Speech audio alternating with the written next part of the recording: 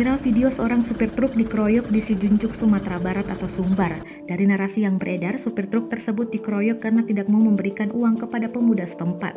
Kejadian viral itu diduga terjadi di Jalan Tanjung Lolo, Kabupaten Sijunjung, Sumbar pada Jumat, 6 Agustus 2021 lalu.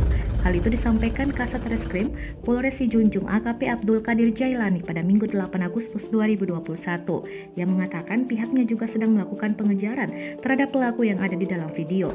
Pihak kepolisian meminta agar supir truk yang menjadi korban pengeroyokan melapor. Kata dia, dengan membuat laporan pihaknya dapat menindaklanjuti kejadian tersebut. Ia menyebutkan seperti kasus pemalakan dan kekerasan yang dilakukan Iset kepada supir truk sebelumnya di kawasan PT Semen Padang FC. Sebelumnya kejadian ini viral di akun Instagram @infominang yang telah ditonton puluhan ribu kali. Warganet mengecam kejadian tersebut karena kegiatan pungli sudah meresahkan masyarakat.